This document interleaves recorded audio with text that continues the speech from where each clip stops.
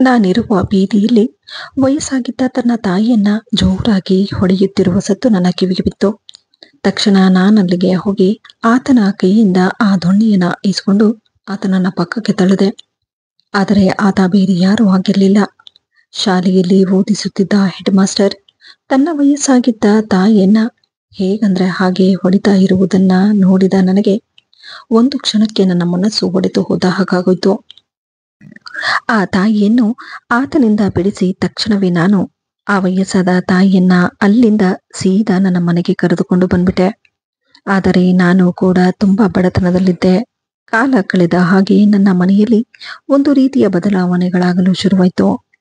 ಹೀಗೆ ಒಂದು ದಿನ ಆ ತಾಯಿ ಇದ್ದಕ್ಕಿದ್ದ ಹಾಗೆ ಮನೆ ಬಿಟ್ಟು ಹೊರಟೋದ್ರು. ಆದ್ರೆ ಕೆಲವು ದಿನಗಳ ನಂತರ ಒಂದು ದಿನ ನಾನು ದೇವಸ್ಥಾನಕ್ಕೆ ಅಂತ ಹೋಗಿದ್ದೆ. ಆದರೆ ಅಲ್ಲಿಯ ದೃಶ್ಯವನ್ನ ನೋಡಿ ಒಂದು ಕ್ಷಣಕ್ಕೆ ನಾನೇ ಬೆಚ್ಚಿಬಿದ್ದೆ. ನನ್ನ ಹೆಸರು ರಾಘವ್. ನನ್ನ ಕಥೆಯನ್ನ ಕೇಳಿ ನಿಮಗೆ ಆಶ್ಚರ್ಯವಾಗಬಹುದು. ಕಿತ್ತು ತಿನ್ನೋ ಬಡತನದಲ್ಲಿದ್ದ ನನಗೆ ಆ ವಯಸ್ಸಾದ ತಾಯಿಯನ್ನು ನನ್ನ ಮನೆಗೆ ಕರೆದುಕೊಂಡು ಬಂದ ಮೇಲೆ ನನ್ನ ಮನೆಯಲ್ಲಿ ಏನೇನೋ ಬದಲಾವಣೆಗಳಾಗೋದಕ್ಕೆ ಶುರುವಾಯಿತು. ಇಂತಹ ಬದಲಾವಣೆಗಳು ಇಲ್ಲಿಯವರೆಗೂ ನಾನು ನೋಡೇ ಇರಲಿಲ್ಲ. ಇದಕ್ಕೆಲ್ಲ ಕಾರಣ ಆಕೆ ಅನ್ನೋದು ಕೂಡ ನನಗೆ ಗೊತ್ತಾಗ್ತಿತ್ತು. ಇದೆಲ್ಲ ಆಕೆ ಹೇಗ್ ಮಾಡ್ತಿದ್ದಾರೆ ಅನ್ನೋ ವಿಷಯ ಗೊತ್ತಾಗಿ ನಾನು ಆಶ್ಚರ್ಯಚಕಿತನಾಗ್ಬಿಟ್ಟೆ. ನನಗೆ ನನ್ನವರು ಅನ್ನೋರು ಯಾರೂ ಇಲ್ಲ. ನಾನೊಬ್ಬ ಅನಾಥನಾಗಿಯೇ ಬಡತನದಲ್ಲೇ ಜೀವನವನ್ನ ಮಾಡ್ತಿದ್ದೆ. ನನಗಿದ್ದ ಆ ಒಂದು ಕೆಲಸ ಕೂಡ ಕಳೆದು ಹೋಯ್ತು. 2 ತಿಂಗಳಿನಿಂದ ಮನೆಯ ಬಾಡಿಗೆ ಕೂಡ ಕಟ್ಟಿರ್ಲಿಲ್ಲ. ತಿನ್ನುವ ಊಟಕ್ಕೂ ಕೂಡ ಪರದಾಡೋ ಹಾಗಾಗೋಗಿತ್ತು. ಇದೇ ಯೋಚನೆಯಲ್ಲಿ ಇಡೀ ರಾತ್ರಿ ನನಗೆ ನಿದ್ದೆ ಬರ್ತಿರ್ಲಿಲ್ಲ. ಆ ಸಮಯಕ್ಕೆ ಇದ್ದಕ್ಕಿದ್ದ ಹಾಗೆ ಪಕ್ಕದ ಬೀದಿಯಿಂದ ಒಂದು ಹೆಣ್ಣು ಜೋರಾಗಿ ಅಳುತ್ತಾ ನನ್ನನ್ನ ಯಾರಾದ್ರೂ ಕಾಪಾಡಿ ಎಂದು ಕಿರುಚುತ್ತಿರುವ ಸದ್ದು ನನ್ನ ಕಿವಿಗೆ ಬಿತ್ತು. ಅದನ್ನು ಕೇಳಿದ ನಾನು ತಕ್ಷಣವೇ ಮನೆಯಿಂದ ಹೊರಗೆ ಬಂದು ನೋಡಿದಾಗ ಪಕ್ಕದ ಬೀದಿಯಲ್ಲಿ ವಯಸ್ಸಾದ ತಾಯಿಯನ್ನು ಹೊಡೆಯುತ್ತಿರುವ ಸದ್ದು ನನ್ನ ಕಿವಿಗೆ ಬಿದ್ದ ತಕ್ಷಣ ಆತನ ಮೇಲೆ ನನಗೆ ಎಲ್ಲಿಲ್ಲದ ಕೋಪ ಬರೋದಕ್ಕೆ ಶುರುವಾಯಿತು. ಆಕೆಗೆ ವಯಸ್ಸಾಗಿದೆ ಅನ್ನೋದು ಕೂಡ ಯೋಚನೆ ಮಾಡದೆ ಯಾವ ರೀತಿ ಮೃಗನ ಹಾಗೆ ಆ ತಾಯಿಯನ್ನ ಹೊಡಿತಾ ಇದ್ದಾನೆ ಅನ್ನೋ ಕೋಪ ನನಗೆ ಹೆಚ್ಚಾಗಿ ಅವನ ಕೈಯಿಂದ ಆ ದೊಣ್ಣೆನ ಈಸ್ಕೊಂಡು, ನಿನಗೇನಾದ್ರೂ ಬುದ್ಧಿ ಇದೆಯಾ ಅಥವಾ ನಿನ್ನ ತಲೆ ಏನಾದ್ರೂ ಕೆಟ್ಟಿದ್ಯಾ ಎಂದಾಗ ನನ್ನ ಮುಖವನ್ನ ನೋಡಿ ಆತ ಏನು ಮಾತಾಡದೆ ಮೌನದಿಂದ ಅಲ್ಲಿಂದ ಹೊರಟೋದ. ಆದರೆ ಆಕೆ ಯಾರು, ಅವರ ಹೆಸರು ಏನು ಅನ್ನೋದು ನನಗೆ ಚೆನ್ನಾಗಿ ಗೊತ್ತಿತ್ತು. ಮುಖಾಮುಖಿ ಒಂದು ದಿನಾನೂ ನಾನು ಅವರ ಜೊತೆ ಮಾತನಾಡಿರಲಿಲ್ಲ. ಅವರಿದ್ದ ಆ ಪರಿಸ್ಥಿತಿಯನ್ನ ನೋಡಿದ ನಾನು ತಕ್ಷಣವೇ ಅವರನ್ನ ಅಲ್ಲಿಂದ ಆಸ್ಪತ್ರೆಗೆ ಕರೆದುಕೊಂಡು ಹೋದೆ. ಅವರನ್ನ ಚೆಕಪ್ ಮಾಡಿದ ಡಾಕ್ಟರ್, ಇವರ ತಲೆಗೆ ತುಂಬಾ ಹೀಟಾಗಿದೆ, ತುಂಬಾ ರೆಸ್ಟ್ ಬೇಕಾಗುತ್ತೆ, ಕೆಲವು ಔಷಧಿಗಳನ್ನ ಬರೆದು ಕೊಡ್ತೀನಿ, ಇದನ್ನ ಸರಿಯಾದ ಸಮಯಕ್ಕೆ ಊಟ ತಿಂಡಿ ಕೊಟ್ಟು ಈ ಔಷಧಿಗಳನ್ನ ಕೊಡಿ ಎಂದಾಗ ಆ ಕ್ಷಣಕ್ಕೆ ನನ್ನ ಹತ್ರ ಅಷ್ಟೊಂದು ದುಡ್ಡು ಇರಲಿಲ್ಲ. ಆದರೂ ನನ್ನ ಫ್ರೆಂಡಿಗೆ ಫೋನ್ ಮಾಡಿ ಸಾಲ ತಗೊಂಡು ಔಷಧಿಗಳನ್ನ ತೆಗೆದುಕೊಂಡು ಆಕೆಯನ್ನ ನನ್ನ ಮನೆಗೆ ಕರೆದುಕೊಂಡು ಬಂದೆ. ಹೋಟೆಲ್ನಿಂದ ತಂದಿದ್ದ ಇಡ್ಲಿಯನ್ನ ಆಕೆಗೆ ತಿನ್ನಿಸಿ ಡಾಕ್ಟರ್ ಕೊಟ್ಟ ಔಷಧಿಗಳನ್ನ ಆಕೆಗೆ ಕೊಟ್ಟು ನನ್ನ ಹತ್ರ ಇದ್ದ ಆ ಚಾಪೆಯ ಮೇಲೆ ಆಕೆಯನ್ನ ಸ್ವಲ್ಪ ಹೊತ್ತು ಮಲಗಿಸಿದೆ. ಆ ಔಷಧಿಗಳಿಂದ ಆಕೆ ಇವತ್ತು ಹುಷಾರಾಗಿ ಹೋದರೆ ಸಾಕು ಅನ್ನೋದು ನನ್ನ ಯೋಚನೆಯಾಗಿದ್ರೆ, ಇನ್ನೊಂದು ಕಡೆ ನನ್ನ ಮನಸ್ಸಿನಲ್ಲಿ ಒಂದು ರೀತಿ ಭಯ ಆವರಿಸಿಕೊಂಡಿತ್ತು. ಯಾಕಂದರೆ ಮತ್ತೆ ಆತ ಬಂದು ಎಲ್ಲಿ ಹೊರದಾಟ ಮಾಡ್ತಾನೋ ಅನ್ನೋ ಭಯ ಕಾಡ್ತಿತ್ತು. ಆದರೂ ಆ ಕ್ಷಣಕ್ಕೆ ನಾನು ಧೈರ್ಯದಿಂದ ಮನಸ್ಸನ್ನು ಗಟ್ಟಿ ಮಾಡಿಕೊಂಡು ಆಕೆಗೆ ಸಮಾಧಾನವನ್ನು ಮಾಡ್ತಾ, ನೀವು ಏನು ಹೆದರಬೇಡಿ, ನಾನಿದ್ದೀನಿ, ಆರಾಮವಾಗಿ ನಿದ್ದೆ ಮಾಡಿ ಎಂದಾಗ ಆಕೆ ನೆಮ್ಮದಿಯಿಂದ ನಿದ್ದೆಯನ್ನು ಮಾಡಿದ್ರು. ಆದರೆ ಮೊದಲೇ ನನಗೆ ಕೆಲಸ ಕಾರ್ಯ ಏನೂ ಇರಲಿಲ್ಲ. ನಾನು ಚಿಕ್ಕದಾದ ಒಂದು ಹೋಟೆಲ್ನಲ್ಲಿ ಪ್ಲೇಟ್ ತೊಳೆಯೋ ಕೆಲಸವನ್ನು ಮಾಡ್ತಿದ್ದೆ. ಆದರೆ ಅದು ಕೂಡ ಕಳೆದು ಹೋಯಿತು. ಕೆಲಸಗಳನ್ನು ಹುಡುಕಿ ಸಾಕಾಗಿ ಹೋಗಿತ್ತು. ಮನೆ ಬಾಡಿಗೆ ಕಟ್ಟದಿರ ತುಂಬ ಕಷ್ಟದಲ್ಲಿದ್ದೆ. ಮುಂದೆ ಏನು ಮಾಡಬೇಕು ಅನ್ನೋದು ಗೊತ್ತಾಗದೆ ರಾತ್ರಿ ಕಳೆದೆ. ಬೆಳಗಾದ ತಕ್ಷಣ ನಾನು ಮನೆಯಿಂದ ಆಕೆಗೆ ತಿಂಡಿ ತರುವುದಕ್ಕಂತ ಹೇಳಿ ಹೊರಗೆ ಹೊರಟೆ. ನನ್ನ ಮನಸ್ಸಿನಲ್ಲಿ ಒಂದು ರೀತಿ ಭಯ ಆವರಿಸಿಕೊಂಡಿತ್ತು.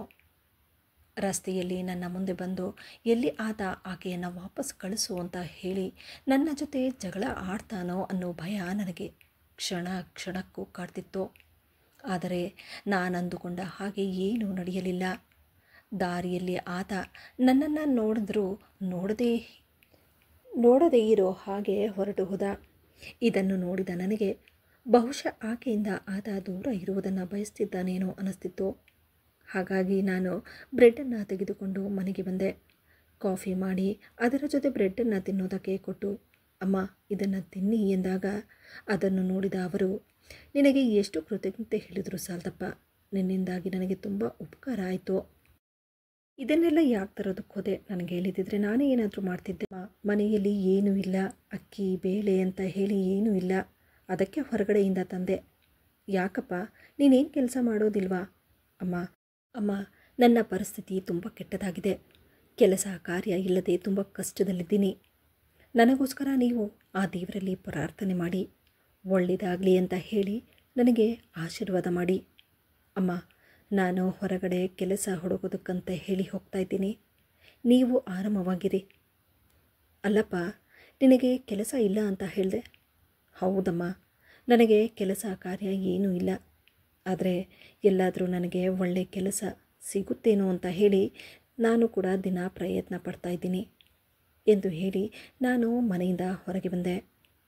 ಹೋಗ್ತಾ ದಾರಿಯಲ್ಲಿ ಮನೆ ಓನರ್ ಸಿಕ್ಕಿ, ಏನದು ಗಲಾಟೆ ರಾತ್ರಿ ಎಂದಾಗ, ಒಂದು ಹೆಣ್ಣಿನ ಮೇಲೆ ಒಬ್ಬ ಮನುಷ್ಯ ಎಷ್ಟೊತ್ತು ಕಾಟ ಕೊಡ್ತಿದ್ದಾನೆ ಅಂದ ಮೇಲೆ ಅದನ್ನು ನೋಡಿಕೊಂಡು ಸುಮ್ಮನೆ ಇದ್ದರೆ ನಾವು ಮನುಷ್ಯರಾಗಿ ಪ್ರಯೋಜನ ಏನು ಹೇಳಿ?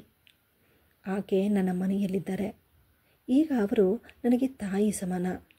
ಅವರನ್ನು ನಾನೇ ನೋಡ್ಕೊಳ್ತಿದ್ದೀನಿ ಅಂತ ಹೇಳಿ ನಾನು ಅಲ್ಲಿಂದ ಹೊರಟೋದೆ. ಕಿತ್ತು ತಿನ್ನೋ ಬಡತನದಲ್ಲಿ ಮುಂದೆ ನನ್ನ ಜೀವನ ಹೇಗಪ್ಪ ಅಂದುಕೊಂಡು ಇರಲಿ ದೇವರಿದ್ದಾನೆ ಎಂದು ಹೇಳಿ ಹೋಗುತ್ತಿದ್ದಾಗ ದಾರಿ ಮಧ್ಯದಲ್ಲಿ ಸಡನ್ನಾಗಿ ಒಬ್ಬ ವ್ಯಕ್ತಿ ನನ್ನ ಮುಂದೆ ಬಂದು, ಏನಪ್ಪ ಇವತ್ತು ಕೆಲಸದವರು ಬಂದಿಲ್ಲ, ಗಾಡಿಯಿಂದ ಕೆಲವು ಸಾಮಾನುಗಳನ್ನು ಕೆಳಗಿಳಿಸ್ಬೇಕು, ಅದರ ಕೂಲಿನ ಕೊಡ್ತೀನಿ, ಆ ಕೆಲಸವನ್ನು ನೀನು ಮಾಡ್ತೀಯೇನಪ್ಪ ಎಂದಾಗ, ಇನ್ನು ನಾನಿದ್ದ ಪರಿಸ್ಥಿತಿಯಲ್ಲಿ ನನಗೆ ಯಾವ ಕೆಲಸ ಸಿಕ್ಕಿದ್ರೂ ಮಾಡೋದಕ್ಕೆ ನಾನು ರೆಡಿಯಾಗಿದ್ದೆ. ಹಾಗಾಗಿ ಆತ ಹೇಳಿದ ಕೆಲಸವನ್ನು ಮಾಡೋದಕ್ಕೆ ನಾನು ಒಪ್ಕೊಂಡೆ. ಆತ ಹೇಳಿದ ಕೆಲಸವನ್ನು ಕೂಡ ಮಾಡಿದೆ. ನಾನು ಮಾಡಿದ ಕೆಲಸಕ್ಕೆ ಒಂದು 500 ರೂಪಾಯಿ ಸಿಗುತ್ತೆ ಅಂದ್ಕೊಂಡಿದ್ದೆ. ಆದರೆ ಆತ ನನಗೆ 1,000 ರೂಪಾಯಿಯನ್ನು ಕೊಟ್ಟ. ಅದನ್ನು ನೋಡಿ ನಾನು ತುಂಬ ಸಂತೋಷಪಟ್ಟೆ. ಸದ್ಯ ಕೆಲಸ ಹುಡುಕ್ತಾ ಬಂದ ನನಗೆ ನನ್ನ ಪಾಲಿಗೆ ಇದು ಅದೃಷ್ಟದ ರೀತಿ ಅನ್ನಿಸ್ತಿತ್ತು. ಆದ ಅಲ್ಲಿಂದ ಮನೆಗೆ ಅರ್ಧ ಗಂಟೆಯಲ್ಲಿ ಇನ್ನೊಂದು ಗಾಡಿ ಬರ್ತಿದೆ, ಅದರಿಂದ ಮತ್ತೆ ಸಾಮಾನನ್ನು ಇಳಿಸೋದಿದೆ, ಅದನ್ನು ನೀನೇ ಮಾಡ್ತೀಯಾ ಎಂದಾಗ ನಾನು ಆ ಕೆಲಸ ಮಾಡೋದಕ್ಕೆ ಸಂತೋಷದಿಂದ ಒಪ್ಪಿಕೊಂಡೆ. ಅರ್ಧ ಗಂಟೆಯಲ್ಲೇ ಕುಳಿತಿದ್ದೆ. ಆತ ನನಗೆ ಜ್ಯೂಸನ್ನು ತಂದುಕೊಟ್ಟ. ಆತ ಹೇಳಿದ ಕೆಲಸವನ್ನು ಮಾಡಿದ್ದಕ್ಕೆ ನನಗೆ 500 ರೂಪಾಯಿಯನ್ನು ಕೊಟ್ಟ. 10 ರೂಪಾಯಿಗೋಸ್ಕರ ಅಲೆದಾಡುತ್ತಿದ್ದ ನನಗೆ ಅಲ್ಲಿಗಾಗಲೇ ನನ್ನ ಹತ್ರ 1,500 ರೂಪಾಯಿಯನ್ನು ನೋಡಿ ನನ್ನ ಮನಸ್ಸಿನಲ್ಲಿ ಒಂದು ರೀತಿ ಸಂತೋಷ ಉಕ್ಕಿ ಬರ್ತಿತ್ತು. ಈಗಲಾದರೂ ಮನೆಗೆ ರೇಷನ್ ತಗೊಂಡು ಹೋಗಬಹುದು ಎಂದು ಹೇಳಿ ಮನೆಗೆ ಬೇಕಾಗಿರುವ ಅಕ್ಕಿ ಬೇಳೆ ಎಣ್ಣೆ ಅಂತ ಹೇಳಿ ರೇಷನನ್ನು ತೆಗೆದುಕೊಂಡು ಮನೆಗೆ ಹೋಗುವಾಗ ದಾರಿಯಲ್ಲಿ ವಯಸ್ಸಾದ ತಾಯಿಯ ಮಗ ಸಿಕ್ಕಿ, ನೋಡು ಆಕೆ ಎಂಥವಳು ಅಂತ ನಿನಗೆ ಗೊತ್ತಾದರೆ ನೀನು ಕೂಡ ಮನೆಯಲ್ಲಿಡೋದಿಲ್ಲ, ಅವಳನ್ನು ಅಲ್ಲಿಂದ ಕಳಿಸು ಎಂದಾಗ ಅವನ ಮಾತನ್ನು ಕೇಳಿ ಯಾಕೋ ನನಗೆ ಅವನ ಮೇಲೆ ಅನುಮಾನ ಬರ್ತಿತ್ತು. ಮತ್ತೆ ನಾನು ರೋಡಿನಲ್ಲಿ ಜಗಳ ಆಡೋದಕ್ಕೆ ತಯಾರಿರಲಿಲ್ಲ. ಹಾಗಾಗಿ ಕೋಪದಲ್ಲಿ ನನಗೆಲ್ಲ ಗೊತ್ತು, ನೀನು ಹೋಗು, ನಾನು ಕಳಿಸ್ತೀನಿ ಎಂದು ಹೇಳಿ ಅಲ್ಲಿಂದ ಮನೆಗೆ ಬಂದುಬಿಟ್ಟೆ. ನಾನು ತಂದ ರೇಷನನ್ನು ಆ ತಾಯಿಯ ಮುಂದೆ ಇಟ್ಟು, ಅಮ್ಮ ನೋಡಿ ನಾನು ರೇಷನ್ ತೊಗೊಂಡು ಬಂದಿದ್ದೀನಿ, ಅಡುಗೆ ಮಾಡೋದಕ್ಕೆ ನಿಮಗೇನು ಸಹಾಯ ಬೇಕೋ ನಾನು ಮಾಡ್ತೀನಿ, ಅಡುಗೆ ಮಾಡಿ ಹೊಟ್ಟೆ ತುಂಬ ಊಟ ಮಾಡೋಣ. ನಾನು ಅದೇನು ಅದೃಷ್ಟ ಮಾಡಿದ್ನೋ ಗೊತ್ತಿಲ್ಲ, ಇಷ್ಟು ತಿಂಗಳುಗಳಿಂದ ಕೆಲಸ ಹುಡುಕ್ತಾ ಬೀದಿ ಬೀದಿ ತಿರುಗ್ತಿದ್ದೆ. ಒಂದು ದಿನಾನೂ ನನಗೆ ಸರಿಯಾದ ಕೆಲಸ ಸಿಗಲಿಲ್ಲ. ಆದರೆ ಇವತ್ತು ಇದ್ದಕ್ಕಿದ್ದ ಹಾಗೆ ಒಬ್ಬ ನನ್ನನ್ನು ಕರೆದು ಕೆಲಸ ಕೊಟ್ಟ. ಆಗ ಹೌದಪ್ಪ, ನೀನು ಕೆಲಸ ಹುಡುಕೋದಕ್ಕಂತ ಮನೆಯಿಂದ ಹೊರಗೆ ಹೋದಾಗಿನಿಂದ ನಾನು ಆ ದೇವರಲ್ಲಿ ಬೇಡ್ಕೊಳ್ತಿದ್ದೆ, ಎಲ್ಲಾದರೂ ಒಳ್ಳೆ ಕಡೆ ಕೆಲಸ ಸಿಗಲಿ ಅಂತ ಹೇಳಿ. ಬಹುಶಃ ಆ ದೇವರಿಗೂ ನಿನ್ನ ಮೇಲೆ ಕರುಣೆ ಬಂತು ಅನಿಸುತ್ತೆ ಎಂದಾಗ, ನಾನು ದಾರಿಯಲ್ಲಿ ನಡೆದ ಆ ವಿಷಯವನ್ನು ಅವರ ಹತ್ರ ಹೇಳಿದಾಗ ಅವರು ಹೇಳಿದರು, ಹೌದಪ್ಪ, ಕೈ ತೊಳೆದು ನನ್ನ ಪ್ರಾಣದ ಹಿಂದೆ ಬಿದ್ದಿದ್ದಾನೆ ಅವನು.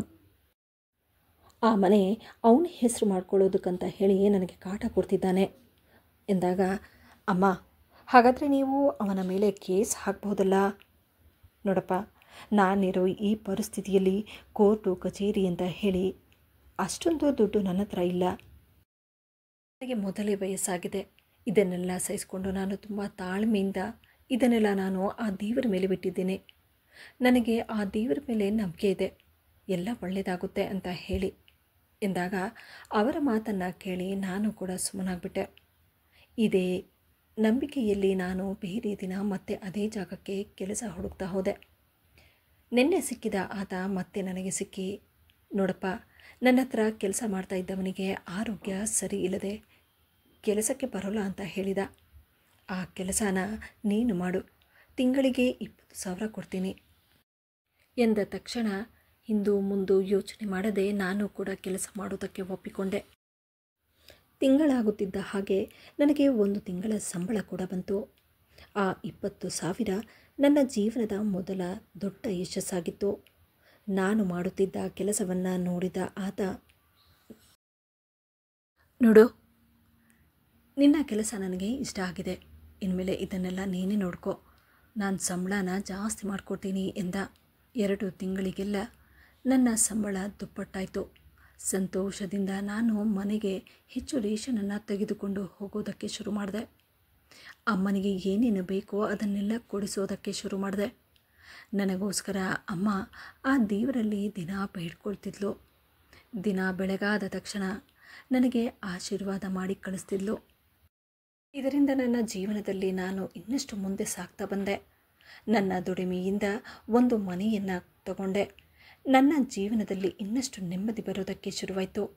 ಇದಕ್ಕೆಲ್ಲ ಕಾರಣ ಅಮ್ಮ ಅನ್ನೋದು ನನಗೆ ಅರಿವಾಗ್ತಿತ್ತು. ಅವರು ಮಾಡುತ್ತಿದ್ದ ಪೂಜೆ, ಅವರ ಆಶೀರ್ವಾದದಿಂದ ನಾನು ಇಷ್ಟೊಂದು ಬೆಳೆಯೋದಕ್ಕೆ ಸಾಧ್ಯವಾಯಿತು ಅನ್ನೋದು ನನಗೆ ಅರ್ಥವಾಗ್ತಿತ್ತು. ನನ್ನ ಜೀವನದಲ್ಲಿ ಅವರು ಬಂದಾಗಿನಿಂದ ನನ್ನ ಜೀವನವೇ ಬದಲಾಗಿ ಹೋಯಿತು. ತಿಂಗಳಿಗೆ 50,000 ದುಡಿಯುವಷ್ಟು ನಾನು ಸಾಮರ್ಥ್ಯನಾಗಿ ಹೋಗಿದ್ದೆ. ನನ್ನ ಕೈ ಕೆಳಗೆ ಕೆಲಸದವರು ಕೆಲಸ ಮಾಡುವ ಹಾಗಾಯಿತು. ಕಡು ಬಡತನದಲ್ಲಿದ್ದ ನನಗೆ ಆ ತಾಯಿಯನ್ನು ನನ್ನ ಮನೆಗೆ ಕರೆದುಕೊಂಡು ಬಂದಾಗಿನಿಂದ ನನ್ನ ಅದೃಷ್ಟ ಅನ್ನೋದು ನನಗೆ ಹುಡುಕಿಕೊಂಡು ಬಂತೇನೋ ಅನಿಸ್ತಿತ್ತು. ಆದರೆ ನನ್ನ ಜೀವನದಲ್ಲಿ ಎಲ್ಲವೂ ಸರಿ ಹೋಗುತ್ತಿದೆ ಅನ್ನುವಷ್ಟರಲ್ಲಿ ಮತ್ತೊಂದು ಸಂಕಷ್ಟ ಬಂದು ನಿಲ್ಲುತ್ತೆ ಅಂತ ನಾನು ಅಂದುಕೊಂಡಿರಲಿಲ್ಲ. ಅದೊಂದು ದಿನ ಸಂಜೆ ನಾನು ಮನೆಗೆ ಬಂದಾಗ ಯಾವತ್ತೂ ಇಲ್ಲದೆ ಅವತ್ತು ಮಾತ್ರ ಮನೆ ಬಾಗಿಲು ಹಾಕಿರುವುದನ್ನು ನೋಡಿ ನನಗೊಂದು ರೀತಿ ಗಾಬರಿ ಶುರುವಾಯಿತು. ಬಾಗಿಲನ್ನು ತೆಗೆದು ಒಳಗೆ ಹೋಗಿ ನೋಡಿದಾಗ ಅಲ್ಲಿ ಅಮ್ಮ ಇರಲಿಲ್ಲ. ಮನೆಯಲ್ಲಿ ಅಮ್ಮ ಕಾಣಿಸಲಿಲ್ಲ. ಹಾಗಾಗಿ ನಾನು ಪಕ್ಕದ ಮನೆಯವರ ಬಳಿ ಬಂದು ಕೇಳಿದಾಗ ಅವರು ಗೊತ್ತಿಲ್ಲ ಅಂತ ಹೇಳಿದ್ರು. ಅಲ್ಲಿಂದ ಹಿಂತಿರುಗಿ ಮನೆಗೆ ಬರುವಾಗ ಮತ್ತೆ ಅವರು ನನ್ನನ್ನು ಕರೆದು, ನೋಡಪ್ಪ, ನಾನು ಇದನ್ನು ತುಂಬ ದಿನದಿಂದ ನಿನ್ನ ಹತ್ರ ಹೇಳಬೇಕು ಅಂದ್ಕೊಂಡಿದ್ದೆ, ಆದರೆ ಹೇಳೋದಕ್ಕೆ ಆಗಲಿಲ್ಲ. ನೀನು ಕೆಲಸಕ್ಕೆ ಹೋದ ತಕ್ಷಣ ನಿಮ್ಮ ತಾಯಿ ಎಲ್ಲಿಗೂ ಹೋಗ್ತಾರೆ, ಮತ್ತು ನೀನು ಮನೆಗೆ ಬರುವ 1 ಗಂಟೆ ಮುಂಚೆ ಮನೆಗೆ ಬರ್ತಾರೆ ಎಂದು ಆಕೆ ಒಂದು ರೀತಿ ಅನುಮಾನದ ರೀತಿ ಮಾತನಾಡಿದ್ರು. ಅದನ್ನು ಕೇಳಿದ ನಾನು, ಎಲ್ಲಿಗೆ ಹೋಗ್ತಾರೆ ಎಂದಾಗ ಆಕೆ ನನ್ನ ಹತ್ರ ಏನೋ ವಿಷಯನ ಮುಚ್ಚಿಡುವ ರೀತಿಯಲ್ಲಿ ಮಾತನಾಡುತ್ತಿದ್ದರು. ಅಲ್ಲಿಂದ ನಾನು ಅವರನ್ನು ಹುಡುಕೋದಕ್ಕೆ ಬೀದಿ ಹೋದೆ. ವಯಸ್ಸಾದ ಆಕೆ 5-6 ತಿಂಗಳಿನಿಂದ ನನ್ನ ಜೊತೆ ಇದ್ದಕ್ಕಿದ್ದ ಹಾಗೆ ಎಲ್ಲೋ ಹೊರಟೋಗಿದ್ದಾರೆ ಅಂತಂದರೆ ಮುಂದೆ ಏನು ಮಾಡಬೇಕು ಅನ್ನೋದು ನನಗೊಂದು ರೀತಿ ಯೋಚನೆಯಾಗೋಗಿತ್ತು. ಅದೇ ಯೋಚನೆಯಲ್ಲಿ ನಾನು ಅವರನ್ನು ಹುಡುಕ್ತಾ ಹೋದೆ. ಅಷ್ಟರಲ್ಲಿ ಆತನ ಮಗ ನನ್ನ ಕಣ್ಣಿಗೆ ಬಿದ್ದ. ನಾನು ಆತನ ಬಳಿ ಹೋಗಿ, ನೀವೇನಾದರೂ ಅಮ್ಮನ ಕರ್ಕೊಂಡು ಹೋದ್ರಾ ಎಂದಾಗ ಅವನು ನಗದಾಡ್ತಾ ನನ್ನ ಹತ್ರ ಹೇಳ್ದ, ಇನ್ನೂ ತುಂಬ ಇದೆ ನಿನಗೆ, ಇಲ್ಲಿಗೆ ಮುಗಿತು ಅಂದ್ಕೊಂಡಿದ್ದೀಯಾ? ಮುಂದೆ ನೋಡು ಏನೇನಾಗುತ್ತೆ ಅಂತ ಹೇಳಿ ಎಂದು ವ್ಯಂಗ್ಯವಾಗಿ ನಗೋದಕ್ಕೆ ಶುರು ಮಾಡ್ದ. ನೋಡು, ನಾನು ಕರ್ಕೊಂಡು ಹೋಗಿದ್ದಿದ್ರೆ ಅವತ್ತೇ ಕರ್ಕೊಂಡು ಹೋಗ್ತಿದ್ದೆ. ಇಷ್ಟು ತಿಂಗಳು ಕಾಯುವ ಅವಶ್ಯಕತೆ ನನಗಿರಲಿಲ್ಲ ಎಂದು ಹೇಳಿ ಆತ ಅಲ್ಲಿಂದ ಹೊರಟೋದ. ಅವನ ಮಾತನ್ನು ಕೇಳಿ ನನಗೆ ಇನ್ನಷ್ಟು ಆತಂಕ ಶುರುವಾಯಿತು. ಮೊದಲೇ ಆಕೆಗೆ ವಯಸ್ಸಾಗಿದೆ, ಊಟ ತಿಂಡಿ ಇಲ್ಲದೆ ಎಲ್ಲಿದ್ದಾರೋ ಏನೋ, ಏನಾದರೂ ಹೆಚ್ಚು ಕಮ್ಮಿ ಆದರೆ ಏನು ಮಾಡೋದು ಅನ್ನೋ ಆತಂಕದಲ್ಲಿ ನಾನು ಹುಡುಕ್ತಾ ಹೋಗ್ತಾ ಎಲ್ಲೂ ಸಿಗದೇ ಇದ್ದಾಗ ಕೊನೆಗೂ ಪೊಲೀಸ್ ಸ್ಟೇಷನ್ಗೆ ಹೋಗಿ ಕಂಪ್ಲೇಂಟನ್ನು ಕೊಡೋದಕ್ಕೆ ಹೋದೆ. ಆದರೆ ಅವರು ಪೂರ್ತಿ 1 ದಿನ ಆದಮೇಲೆ ಕಂಪ್ಲೇಂಟ್ ತಗೊಳ್ಳೋದು ಅಂತ ಹೇಳಿದ್ರು. ಮುಂದೆ ಏನು ಮಾಡಬೇಕು ಅನ್ನೋದು ನನಗೆ ತೋಚದೆ ಅಲ್ಲಿದ್ದ ಒಂದು ದೇವಸ್ಥಾನದ ಬಳಿ ಬಂದೆ. ದುಃಖದಿಂದ ದೇವರ ಮುಂದೆ ಕುಳಿತು, ಅಪ್ಪ ದೇವ್ರೆ, ಅಮ್ಮ ಎಲ್ಲಿ ಹೋಗಿದ್ದಾರೆ ಗೊತ್ತಿಲ್ಲ, ಏನು ಹೆಚ್ಚು ಕಮ್ಮಿ ಆಗದೆ ಸೀದಾ ಮನೆಗೆ ಬಂದು ಬಿಡಲಿ ಎಂದು ಹೇಳಿ ಬೇಡ್ಕೊಳ್ತಿದ್ದೆ. ಅಷ್ಟರಲ್ಲಿ ದೇವಸ್ಥಾನದ ಬಳಿ ಒಂದು ಹೆಂಗಸು ಕಸ ಗುಡಿಸುತ್ತಿರುವುದನ್ನು ನೋಡಿ ಒಂದು ಕ್ಷಣಕ್ಕೆ ನಾನೇ ಬೆಚ್ಚಿಬಿದ್ದೆ. ತಕ್ಷಣವೇ ಅಲ್ಲಿ ನೋಡಿದಾಗ ಆಕೆ ನನ್ನನ್ನು ನೋಡಿದ ತಕ್ಷಣ ಪೊರಕೆಯನ್ನು ಕೆಳಗೆ ಹಾಕಿದ್ರು. ಅರೆ, ನೀನೇನಪ್ಪ ಇಲ್ಲಿ? ಅಮ್ಮ, ಏನಿದೆಲ್ಲ ದೇವಸ್ಥಾನದ ಬಳಿ ಬಂದು ಈ ರೀತಿ? ಮನೆಯಲ್ಲಿ ನೀವಿಲ್ಲೇ ಇರೋದನ್ನು ನೋಡಿ ನಾನು ಸ್ಟೇಷನ್ಗೆ ಕಂಪ್ಲೇಂಟ್ ಕೊಡೋದಕ್ಕೆ ಹೋಗಿದ್ದೆ. ನಾನು ದಿನ ಕೆಲಸಕ್ಕೆ ಹೋದ್ಮೇಲೆ ನೀವು ಮನೇಲಿ ಇರೋಲ್ಲ ಅನ್ನೋದು ನನಗೆ ಗೊತ್ತಾಯಿತು. ಹೌದಪ್ಪ, ನನ್ನನ್ನು ದೇವಸ್ಥಾನದ ಹತ್ರ ನೋಡಿ ನಿನಗೆ ಆಶ್ಚರ್ಯ ಆಗಬಹುದು. ನಾನು ಇವತ್ತಿನಿಂದ ಈ ಕೆಲಸ ಮಾಡ್ತಿಲ್ಲ. ತುಂಬ ವರ್ಷಗಳಿಂದ ನಾನು ಈ ರೀತಿ ದೇವಸ್ಥಾನಕ್ಕೆ ಬಂದು ಸೇವೆನ ಮಾಡ್ತಾ ಇರ್ತೀನಿ. ಇದರಿಂದ ನನ್ನ ಮನಸ್ಸಿಗೆ ತುಂಬ ನೆಮ್ಮದಿ ಸಿಗುತ್ತೆ. ನನ್ನ ಹೆಸರಿನಲ್ಲಿರುವ ಆ ಮನೇನ ಕಿತ್ತಿಕೊಳ್ಳುವುದಕ್ಕೋಸ್ಕರ ನನ್ನ ಮಗ ನನಗೆ ತುಂಬ ಕಾಟ ಕೊಡ್ತಿದ್ದ. ನನಗೆ ಹೊಡೆದು ಮನೆಯಿಂದ ಹೊರಗೆ ಹಾಕುತ್ತಿದ್ದ. ಬೇಸತ್ತು ನಾನು ದೇವಸ್ಥಾನದಲ್ಲಿ ಬಂದು ಕೂತ್ಕೊಳ್ತಿದ್ದೆ. ದೇವಸ್ಥಾನದಲ್ಲಿ ಕಸ ಗುಡಿಸಿ ಚಿಕ್ಕ ಪುಟ್ಟ ಕೆಲಸಗಳನ್ನು ಮಾಡಿ ಇಲ್ಲಿ ಕೊಡುತ್ತಿದ್ದ ಪ್ರಸಾದವನ್ನು ತಿಂದು ನನ್ನ ಮೇಲೆ ಕರುಣೆ ಬಂದು ಯಾರಾದರೂ ನನಗೆ ದುಡ್ಡನ್ನು ಕೊಡ್ತಿದ್ರು. ಅದನ್ನು ತಗೊಂಡು ರಾತ್ರಿ ಮನೆಗೆ ಹೋಗಿ ಮಲಗಿಬಿಡ್ತಿದ್ದೆ. ಇದಕ್ಕಿಂತ ಹೆಚ್ಚಾಗಿ ಆ ದೇವಸ್ಥಾನದಲ್ಲಿ ನನಗೊಂದು ರೀತಿ ನೆಮ್ಮದಿ ಸಿಗ್ತಿತ್ತು. ಕಣ್ಣೀರು ಹಾಕ್ತಾ ಆ ದೇವರಲ್ಲಿ ನನ್ನ ಕಷ್ಟನ ಹೇಳಿಕೊಳ್ಳುತ್ತಿದ್ದೆ. ಇದು ನನಗೆ ರೂಢಿಯಾಗೋಯ್ತು. ಕೊನೆಗೂ ನಾನು ಪಟ್ಟ ಕಷ್ಟನ ನೋಡಿ, ಯಾರೋ ಹೆತ್ತ ಮಗನೋ ನೀನು, ಆ ದೇವರು ನಿನ್ನನ್ನು ನನಗೆ ಮಗನಾಗಿ ಕಳಿಸ್ದ. ಹೆತ್ತ ತಾಯಿಗಿಂತ ಹೆಚ್ಚಾಗಿ ನನ್ನನ್ನು ನೋಡಿಕೊಂಡೆ. ಆ ದೇವರಿಗೆ ಹೇಗೆ ನಾನು ಕೃತಜ್ಞತೆ ಹೇಳಬೇಕು ನನಗೆ ಗೊತ್ತಿಲ್ಲ. ಅದೇ ಕಾರಣಕ್ಕೆ ನಾನು ಇಲ್ಲಿ ಬಂದು ನನ್ನ ಮನಸ್ಸಿಗೆ ತೃಪ್ತಿಯಾಗುವಷ್ಟು ಸೇವೆನ ಮಾಡಿ ಹೋಗ್ತೀನಿ. ಇದರಿಂದ ನಿನಗೇನಾದರೂ ಕಷ್ಟ ಆದರೆ ಹೇಳಪ್ಪ, ಇನ್ಮೇಲೆ ನಾನು ಇಲ್ಲಿ ಬರೋದಿಲ್ಲ. ಅಮ್ಮ, ನಿಮ್ಮ ಮಾತನ್ನು ಕೇಳಿ ನನ್ನ ಕಣ್ಣಲ್ಲಿ ಸಂತೋಷದ ಕಣ್ಣೀರು ಬರ್ತಿದೆ. ತಂದೆ ತಾಯಿ ಇಲ್ಲದೆ ಇರೋ ನನಗೆ ನೀವು ನನಗೆ ಮಗನಾಗಿ ಸ್ವೀಕಾರ ಮಾಡುತ್ತೀರಿ ಅಂತ ನಾನು ಅಂದ್ಕೊಂಡಿರಲಿಲ್ಲ. ನೀವು ಹೇಳಿದ್ದನ್ನು ಕೇಳಿ ನನಗೆ ತುಂಬ ಸಂತೋಷವಾಗ್ತಿದೆ. ನನಗೆ ನನ್ನವರು ಅಂತ ಯಾರೂ ಇಲ್ಲದೇ ಇರೋ ಟೈಮಿನಲ್ಲಿ, ಅದರಲ್ಲೂ ಕಿತ್ತು ತಿನ್ನೋ ಬಡತನದಲ್ಲಿ ತುತ್ತು ಅನ್ನಕ್ಕೂ ಪರದಾಡುತ್ತಿದ್ದ ನನಗೆ ನನ್ನ ಜೀವನದಲ್ಲಿ ತಾಯಿಯಾಗಿ ಬಂದು ನೀನು ಮಾಡಿದ ಆಶೀರ್ವಾದದಿಂದ ಇವತ್ತು ನಾನು ತುಂಬ ಒಳ್ಳೆ ಸ್ಥಾನದಲ್ಲಿದ್ದೀನಿ. ಅಂತಹದ್ರಲ್ಲಿ ನೀನು ಮನೆಯಲ್ಲಿ ಆರಾಮವಾಗಿರು. ನೋಡು, ನಿನಗೆ ಏನು ಬೇಕೋ ಅದನ್ನು ನಾನು ತಂದು ಕೊಡ್ತೀನಿ. ಈಗ ಸಂಜೆ ಆಗ್ತಾ ಬರ್ತಿದೆ, ಮನೆಗೆ ಹೋಗೋಣ ಎಂದು ಹೇಳಿ ನಾನು ಅಮ್ಮನನ್ನು ಮನೆಗೆ ಕರೆದುಕೊಂಡು ಬಂದೆ. ಆದರೆ ಮನೆಗೆ ಬಂದ ನಮಗೆ ಅಮ್ಮನಿಗೆ ಮಗನಾಗಿ ಮನೆಯಿಂದ ಹೊರ ಹಾಕಿದವನಿಗೆ ಕಳ್ಳತನದ ಅಪವಾದದಲ್ಲಿ ಪೊಲೀಸರು ಬಂದು ಹಿಡಿದುಕೊಂಡು ಹೋದರು ಅನ್ನೋ ವಿಷಯ ಗೊತ್ತಾಯಿತು. ಇದನ್ನು ಕೇಳಿದ ಅಮ್ಮ ಕೂಡ ಸಂತೋಷದಿಂದ ನಾನು ಹೇಳ್ತಾ ಇದ್ನಲ್ಲ, ನನ್ನ ಪಾಲಿಗೆ ಆ ದೇವರಿದ್ದಾನೆ ಅಂಥೇಳಿ. ಒಬ್ಬ ತಾಯಿಯಾಗಿ ನನ್ನ ಮಗನ ಹತ್ತಿರ ನಾನು ಪಟ್ಟ ಕಷ್ಟಕ್ಕೆ ಆ ದೇವರು ಅವನಿಗೆ ತಕ್ಕ ಶಿಕ್ಷೆನ ಕೊಟ್ಟಿದ್ದಾನೆ. ಅವನು ಜೈಲಿಗೆ ಹೋದ ಅನ್ನೋ ದುಃಖ ನನಗಿಲ್ಲ. ಈಗಲಾದರೂ ಆ ಮನೆಗೆ ಹೋಗಿ ನಾನು ಕೂಡ ನೆಮ್ಮದಿಯಾಗಿರಬಹುದು ಎಂದು ಅಮ್ಮ ಹೇಳಿದಾಗ ಅಮ್ಮನ ಬಳಿ ನಾನು ಹೇಳಿದೆ, ಅಮ್ಮ, ನೀನು ನನ್ನನ್ನು ಬಿಟ್ಟು ಆ ಮನೆಗೆ ಹೋದರೆ ನಾನು ಎಲ್ಲಿಗೆ ಹೋಗೋದು? ಅದಕ್ಕೆ ನಾನೊಂದು ನಿರ್ಧಾರವನ್ನು ಮಾಡಿದ್ದೇನೆ. ಈಗ ನಾವು ಇರುವ ಈ ಮನೆಯನ್ನು ಮಾರಿ ಆ ಮನೆನ ಇನ್ನೂ ಸ್ವಲ್ಪ ದೊಡ್ಡದು ಮಾಡಿಕೊಂಡು ಅದರ ಮೇಲೆ ಇನ್ನೊಂದು ಮನೆಯನ್ನು ಕಟ್ಟಿ ಬಾಡಿಗೆಗೆ ಕೊಟ್ಟು ಆರಾಮವಾಗಿರ್ಬೋದಲ್ಲ ಎಂದಾಗ ನನ್ನ ಮಾತಿಗೆ ಅಮ್ಮ ಕೂಡ ಒಪ್ಪಿಗೆ ಕೊಟ್ಟು, ಹಾಗೆ ಆಗ್ಲಪ್ಪ, ನನಗೂ ನಿನ್ನನ್ನು ಬಿಟ್ಟರೆ ಬೇರೆ ಯಾರಿದ್ದಾರೆ ಹೇಳು? ನೋಡು, ನೀನು ನಿನ್ನ ಮಾತನ್ನು ಹೇಳಿದೆ. ನಿನಗೆ ತಾಯಿಯಾಗಿ ನಂದು ಒಂದು ಮಾತಿದೆ. ನೋಡು, ನನಗೆ ವಯಸ್ಸಾಗಿದೆ, ನಮ್ಮದೆಲ್ಲ ಮುಗಿತು. ನೀನು ಬಾಳಿ ಬದುಕಬೇಕಾಗಿರುವ ಹುಡುಗ. ಇಷ್ಟು ವರ್ಷದಿಂದ ಪಟ್ಟ ಕಷ್ಟ ಸಾಲ್ದ? ಆ ದೇವರ ದಯೆಯಿಂದ ನಿನಗೆ ಎಲ್ಲವೂ ಸಿಕ್ಕಿದೆ. ಈಗ ನಿನಗಂತ ಹೇಳಿ ನಿನ್ನ ಕಷ್ಟ ಸುಖದಲ್ಲಿ ಜೊತೆಯಾಗಿ ನಿಲ್ಲೋದಕ್ಕೆ ನಿನಗೂ ಒಂದು ಸಂಗಾತಿ ಬೇಡವಾ? ನೋಡು, ಮನೆ ಕಟ್ಟಿದ ಮೇಲೆ ಎಲ್ಲಾದರೂ ಒಳ್ಳೆ ಹುಡುಗಿನ ನೋಡಿ ಮದುವೆ ಮಾಡ್ಕೊ. ನಿನಗೆ ತಾಯಿಯಾಗಿ ಮಗನ ಮದುವೆ ನೋಡೋ ಆಸೆ ಕೂಡ ನನಗಿದೆ. ಅಮ್ಮ, ನೀನು ಹೇಗೆ ಹೇಳ್ತೀಯೋ ಹಾಗೇ ಆಗಲಿ ಎಂದು ಹೇಳಿ ನಾನು ಅಮ್ಮನ ಮಾತಿಗೆ ಮೌನವಾದೆ. ತಂದೆ ತಾಯಿಯನ್ನು ಕಳೆದುಕೊಂಡು ನನ್ನ ಜೀವನವೇ ನನಗೆ ಭಾರವಾಗಿ ಹೋಗಿತ್ತು.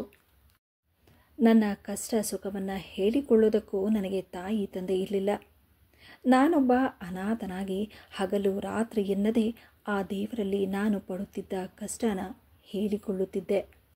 ಕೊನೆಗೂ ಒಂದು ದಿನ ನನ್ನ ಜೀವನದಲ್ಲಿ ತಾಯಿಯಾಗಿ ಬಂದ ಆ ತಾಯಿಯ ಅದೃಷ್ಟದಿಂದ ನನ್ನ ಇಡೀ ಜೀವನವೇ ಬದಲಾಗಿ ಹೋಯಿತು. ಒಬ್ಬ ಮನುಷ್ಯನಿಗೆ ಹೆತ್ತ ತಾಯಿ ಮಾತ್ರ ತಾಯಿಯಾಗೋದಿಲ್ಲ. ಮಗನಿಗೆ ತಾಯಿಯ ಸ್ಥಾನವನ್ನು ತುಂಬಿ ಪ್ರೀತಿ ವಾತ್ಸಲ್ಯದಿಂದ ನಮಗೆ ಆಶೀರ್ವಾದ ಮಾಡಿದರೆ ಆಕೆಯ ಆಶೀರ್ವಾದದಿಂದ ನಮ್ಮ ಜೀವನದಲ್ಲಿ ಪ್ರತಿಯೊಂದನ್ನು ಸಾಧಿಸಬಹುದು ಅನ್ನೋದು ನನಗೆ ಅರ್ಥವಾಯಿತು.